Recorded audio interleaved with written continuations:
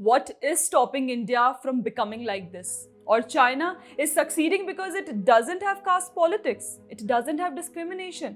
क्या ऐसे पोस्ट देखकर आपको भी लगता है कि चीन भारत से बेहतर है? क्या आपको भी ये लगता है कि चीन इसलिए डेवलप देश बनने जा रहा है क्योंकि वहां कोई डिस्क्रिमिनेशन नहीं है, कोई कास्ट सिस्टम नहीं है, सबका जीवन बेहतर है? लेकिन कभी रुक के ये सोचिए, जो आपको दिखाया जा रहा है, जिस तरह से आपका ब्रेन वॉश किया जा रहा है, वो सच नहीं बल्कि एक इल्यूजन है, एक प्रोपोगेंडा है, भारत को बैड लाइट में पोर्ट्रे करने का, चीन को एक इक्वल सोशलिस्ट देश बताने का। रील्स एक्सपोस्ट देख हम कंपैरिजन करते हैं लेकिन बिना समझे।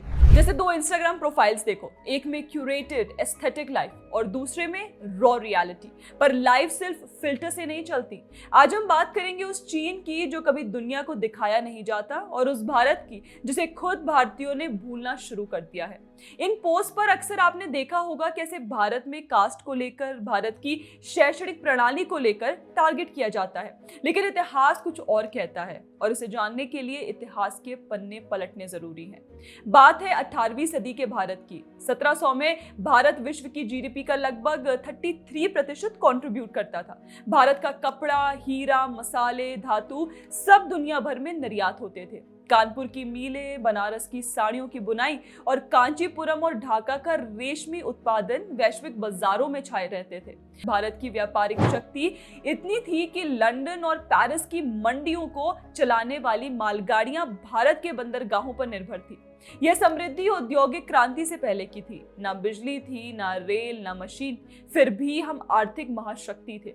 18वीं सदी तक जाति व्यवस्था लचीली और कर्म आधारित थी। एक लोहार का बेटा शिक्षक बन सकता था और एक ब्राह्मण खेती कर सकता था। ब्राह्मण पढ़ाते थे, क्षत्रिय रक्षा करते थे, वैश्य व्यापार देखते थे और शूद्र सेवा कार्य करते थे। लेकिन ये भूमिकाएं स्थायी नहीं थी। इतिहासकारों और यात्रियों जैसे अल बिरूनी और अब्दुल रजाक ने भी लिखा है कि भारत में पेशा आधारित समाज था, ना कि जन्म आधारित। सुनकर आपको अजीब लगा होगा क्योंकि आपको ये सब ऐतिहासिक किताबों में पढ़ाया नहीं गया। आपको ये पढ़ाया गया कि ब्राह्मण उच्च जाति से आने वाला क्रूर लोग थे, जाति ने हमें कैद कर रखा था। लेकिन सच कहूं तो अंग्रेजों के आने तक ऐसा लगभग कहीं देखा नहीं जाता था। वर्ण जात हमेशा ही कर्मशैली से होती थी, ना कि जन्म से। और ये केवल भारत की बात नहीं है। उपनाम जैसे बार्बर, कारपेंटर, शेफर्ड, गोल्डस्मिथ, ये कहां से आए सोचिए।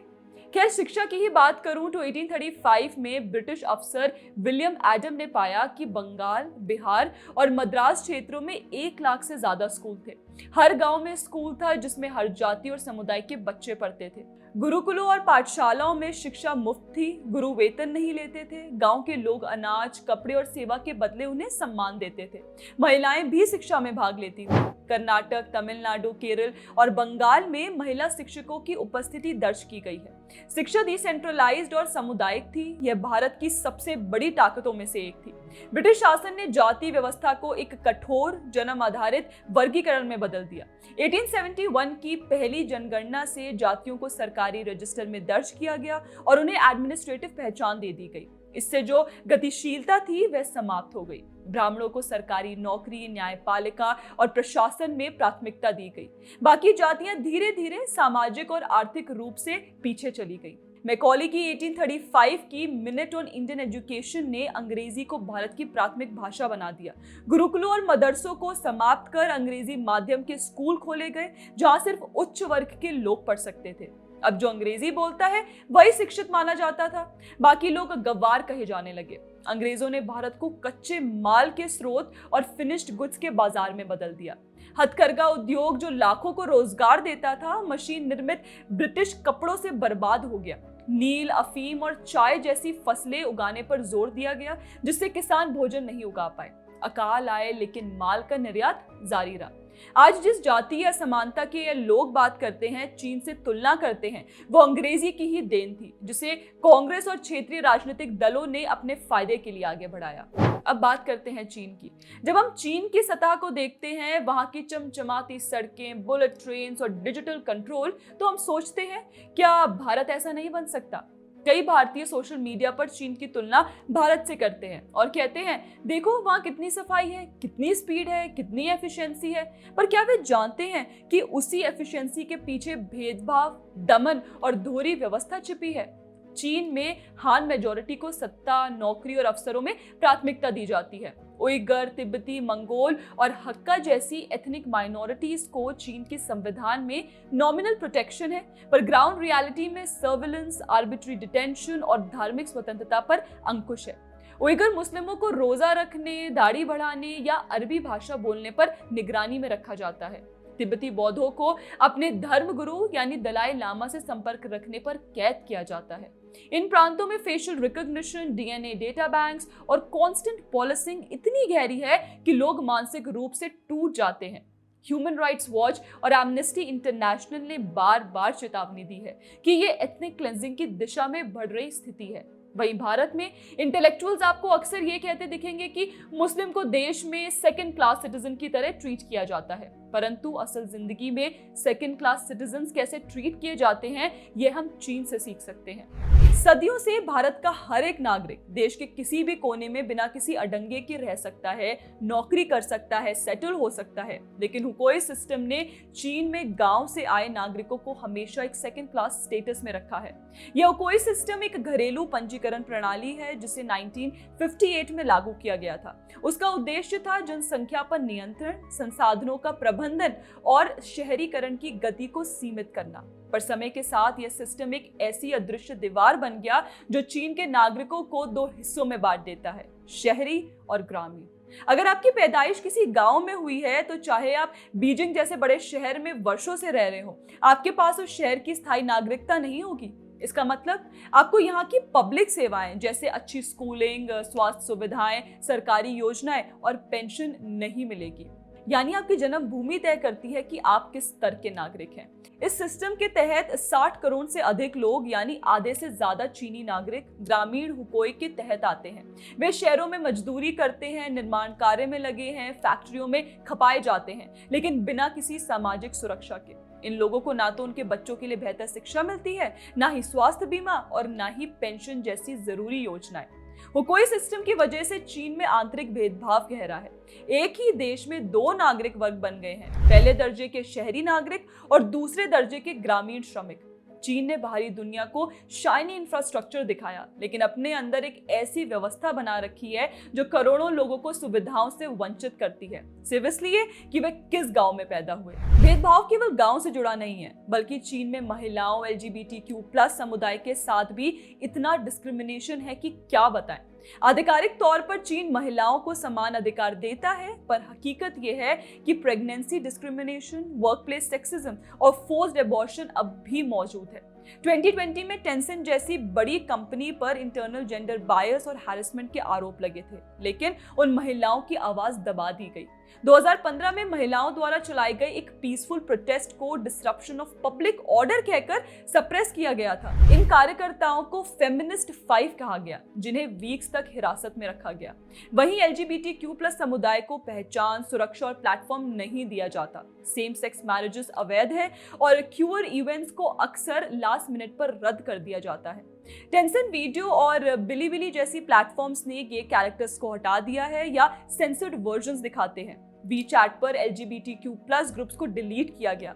सरकार ने बयान दिया कि we must purify the online environment. इसी के साथ चीन अपने नागरिकों के नैरेटिव को कंट्रोल करता है। सोशल मीडिया पर सेंसरशिप इतनी तेज है कि कोई व्यक्ति अपने अनुभव साझा भी नहीं कर सकता। वीबू, बाइडू और डॉइन पर सेंसिटिव कीवर्ड्स ऑटोमेटिकली हटाए जाते हैं। पब्लिक ग्रीवेंसेस सिस्टम नॉमिनल है, पर डिसेंट रजिस्टर करना वर्चुअली असंभव। चाइना में लगभग 70 करोड़ CCTV कैमरे हैं। Facial recognition, gait analysis, voice tracking और बिहेवियरल प्रोफाइलिंग का उपयोग लोगों की आदतों को ट्रैक करने के लिए किया जाता है। शिनजियांग में इस टेक्निक का इस्तेमाल पॉपुलेशन को साइकोलॉजिकल प्रेशर में रखने के लिए किया जा रहा है। वहीं बाइबल ऐप्स को रिमूव कर दिया गया, क्रॉस को चर्चों से हटाने का आदेश दिया गया है, मुसलमानों की मस्जिदों को गवर्नमेंट स्टाइल आर्किटेक्चर में बदल दिया गया है। यह सब सांस्कृतिक एकता के नाम पर किया जा रहा है, लेकिन असल में इसे कल्चरल जेनोसाइड कह सकते हैं। रंग दे बसंती का वो डायलॉग तो याद होगा, कोई भी देश परफेक्ट नहीं होता, उसे बनाना पड़ता है। हम और आप जैसे लोग भारत को परफेक्ट बनाने की होड़ में लगे हुए हैं, दिन रात मेहनत करते हैं, उस संविधान की रक्षा करते हैं जिसमें फ्रीडम ऑफ स्पीच की आड़ में शाहीन बाग जैसी जगहों पर महीनों तक धरना होता है, जेएनयू जैसे संस्थानों में बहस होती है और सोशल मीडिया पर हर सरकार को घेरा जाता है। पर अगर हम चीन के डिजिटल मुखौटे को देखकर उसके मॉडल की तारीफ करें तो ये भारत के खुले समाज के प्रति अन्याय होगा। जब भारत में कोई कहता है चीन में तो ट्रैफिक नहीं है, तो वह भूल जाता है कि वहां डिसेंट भी नहीं है। जब कोई कहता है वहां सड़कें साफ है, तो वह ये नहीं देखता कि वहां समाज की सोच, प्रेस और स्पिरिट कितनी गंदी और डर में है। भारत के ये लेली गैंग वाले जो सिर्फ इकोनॉमिक आउटपुट को देखकर गवर्नेंस का मूल्यांकन करते हैं, उन्हें लगता है कि सरकार अगर एफिशिएंसी से काम करा रही है तो वह लोकतांत्रिक हो या तानाशाही, इससे फर्क नहीं पड़ता। पर यह सोच लोकतंत्र की आत्मा को खतरे में डालती है, क्योंकि अगर हम सुविधाओं की कीमत पर स्वतंत्रता को त्यागते हैं तो आने वाली पीढ़ियां वह खुली सोच, वह आत्मसम्मान और वह आत्म अभिव्यक्ति खो देंगी। जो ये प्रोपेगेंडा चलाते हैं कि चीन को देखिए कितना बेहतर है, उनसे तो क्या ही कहूं, लेकिन आपसे कह सकती हूं, आप भारत की तुलना चीन से करते समय ये याद रखिए, वहां अधिकार छीन कर ऑर्डर लगाया गया है, यहाँ अधिकार देकर संघर्ष में लोकतंत्र जिया जा रहा है। वहां यूनिफॉर्मिटी है पर जबरदस्ती की, या डाइवर्सिटी है पर संघर्ष और स्वतंत्रता की। चीन में जो डिस्क्रिमिनेशन है वह विदेशी पत्रकारों, एनजीओ और यहाँ तक कि वहाँ के नागरिकों को भी दिखाने नहीं दिया जाता। और भारत में बैठे कुछ लोग उस पर्दे के पीछे के अंधेरे को जाने बिना उसकी तारीफ करते हैं।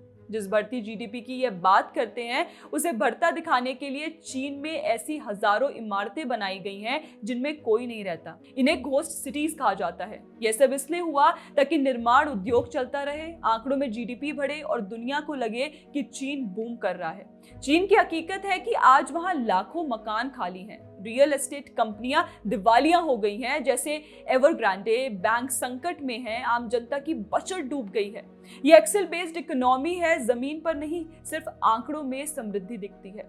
चीन और भारत में यह फर्क है कि आपके पास बोलने की, चुनने की और देश में बेझिझक रहने की आजादी है। आपके पास आरटीआई है, कोर्ट में सरकार को चुनौती दी जा सकती है, पत्रकार सरकार से सवाल पूछ सकते हैं, संसद में विपक्ष है, चुनाव में सत्ता बदल सकती है, यानी अकाउंटेबिलिटी है।